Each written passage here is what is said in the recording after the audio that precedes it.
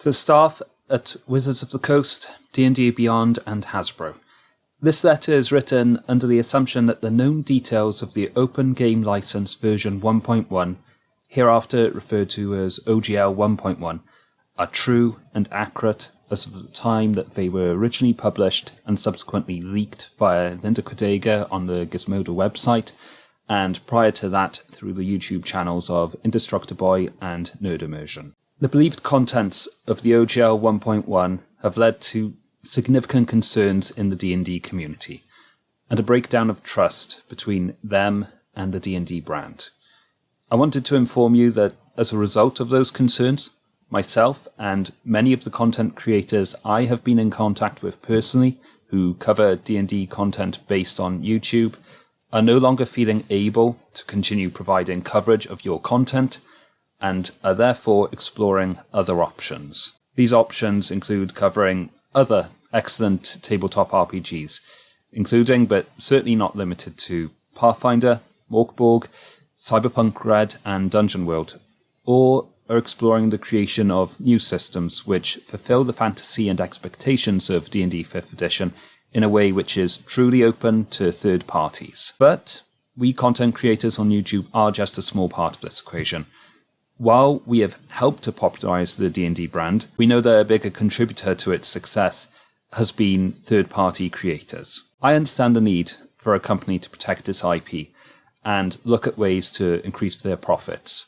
However, this must not come at the expense of those creators who have earnestly supported your brand for over 20 years. Your recent actions have hurt them materially, but I believe there is still a way to repair your relationship with them. To do this, I recommend 3 remedies: offering third-party creators security, offering them ways to grow, and showing accountability. To offer creators security, the solution is simple.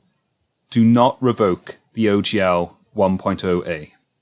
Or, if you must change the terms to protect IP, the new terms must allow third-party creators to remain viable and confident in the security of that license. Thousands of jobs were built on the understanding, and I believe that understanding was perpetuated by Wizards of the Coast representatives, that the OGL 1.0a was perpetual, as stated within the license.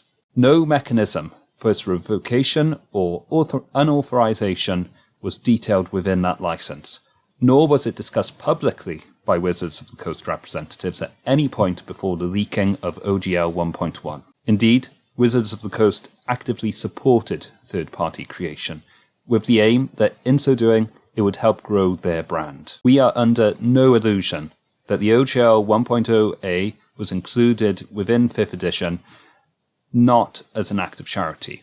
The inclusion of OGL 1.0a in 5th edition was a strategic decision by Wizards of the Coast. The terms of OGL 1.0a were and continue to be mutually beneficial between D&D and the third-party creators, and it has helped grow D&D to be the dominant tabletop RPG in the industry. Attempts to fully negate the OGL 1.0a after decades of mutual benefits are destined to fail, and continued attempts to do so can only hurt the D&D brand. For my second remedy, to help creators as well as the D&D brand grow, I have many suggestions.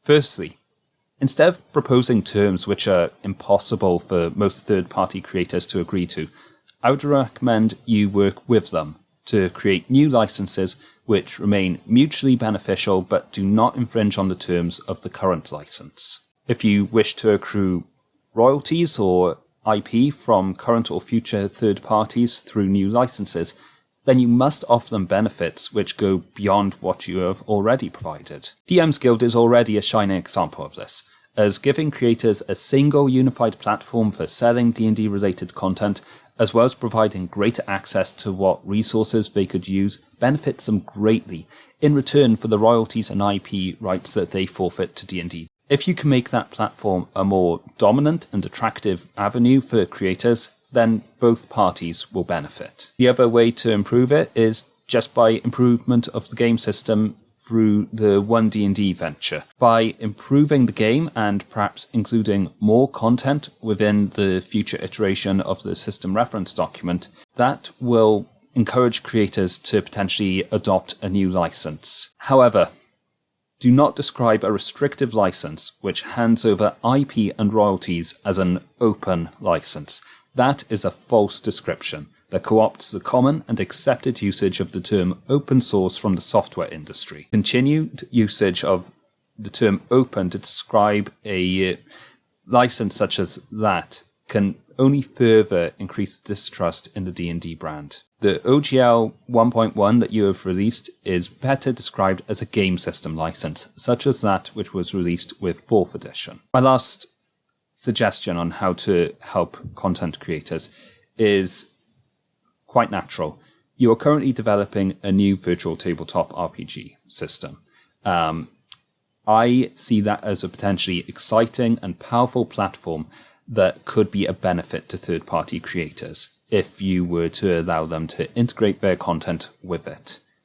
If you make that platform powerful enough and popular enough that it would offset any losses from royalties and loss of IP to third-party creators, then I can see a justification in signing a new license. My last remedy was to show accountability to the D&D community, and particularly to third-party creators. The proposed OGL 1.1 has chilled the entire D&D community, and perhaps irrevocably damaged the brand's image. The only recourse for this is to hold the decision makers accountable for the OGL 1.1 in its current form, and have them step aside or otherwise relinquish control over the D&D IP or influences over decision-making related to D&D. Wizards of the Coast will never regain the trust of the D&D community without showing the people responsible are removed from their positions of influence over the game that we love. I will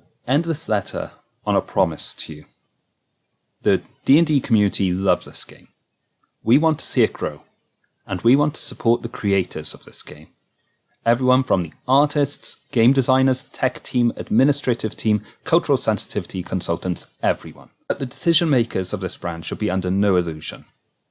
So, I say this directly to them. Hasbro, you do not own game mechanics. You do not even have a monopoly in Monopoly. And WOTC, you do not own role-playing, mathematics, or polyhedral dice. You do not own dungeons, nor do you own dragons. And if WOTC and Hasbro believe that they can own any of those concepts, the community which has built them up will lay them low. Happy 2023, everyone.